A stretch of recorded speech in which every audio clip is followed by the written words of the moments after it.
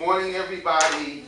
Good morning. Good morning. My name is Robert Jenkins, and I'm going to start out with a story called Emperor's New Clothes. This guy came to a kingdom, to a land, to a place, and they brought with them the most finest linen. It's right here. And they got the emperor to make some clothes out of this very fine linen that we have here.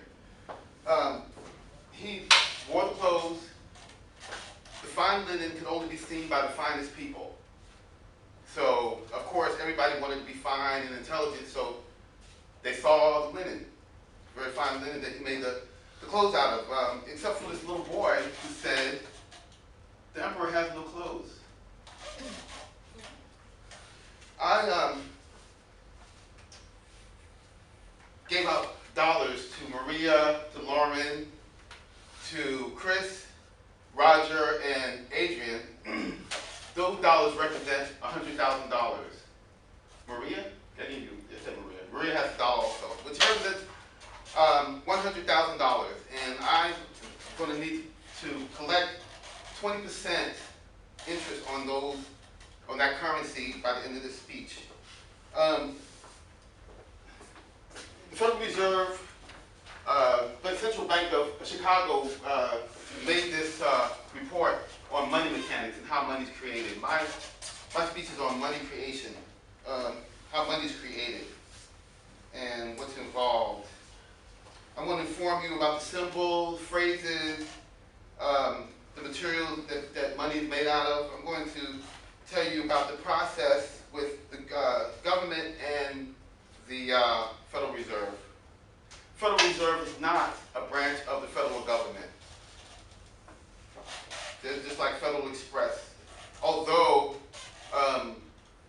the Supreme Court can't get into the Federal Reserve, the presidents can't get into the Federal Reserve, and the last president who challenged the Federal Reserve was shot and killed in Dallas, 1963. Money is made out of 75% cotton and 25% linen. If you ever wonder why you can wash it and pull it out and it's still negotiable, all the ink is still on there, it's really not paper. And there's also red and blue fibers in there to prevent counterfeiting. On the dollar, there is a phrase, Novos Ordos Seclorum. Some people say that means new order of the ages. I say it means new world order. There's also the Treasury seal on the dollar. If you look to the right, it's the Treasury seal. There's a key in there that means power and access. There's also a scale on there that is supposed to represent a balanced budget and justice. We know that the one about the balanced budget is not, well, I'm not going to try to dissuade you. E pluribus unum is also on that. That phrase is also on the dollar, and that means out of many, one. Now that we know a little bit more about the physicality of the dollar, I want to tell you about how money is created. The government calls the Federal Reserve and says, "I need $500,000, which is what we have in this room. I need $500,000. In exchange for that money, the government gives the Treasury bonds." And I like to say bond is not trying to dissuade you, but as security bonds are given to the Federal Reserve. The Federal Reserve prints the money goes to the banks, and the banks make loans at interest. So money is created out of debt from the very beginning.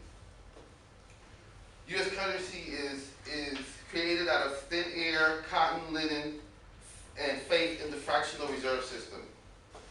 The fractional reserve banking system is used by the U.S. and other countries throughout the world. And that is saying that only 3% of the U.S. currency is in hard copy. 97% of the U.S. currency is not tangible, okay?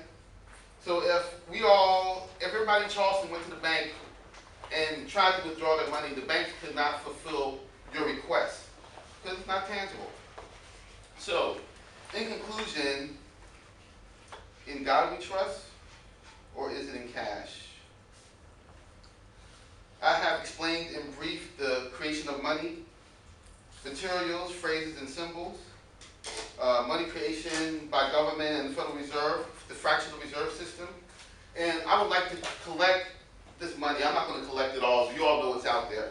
But I just want to show you, if this was 100 pennies, which I have out there, these 3 cents is all that's real. So only the finest people can see the other 97%. Thank you.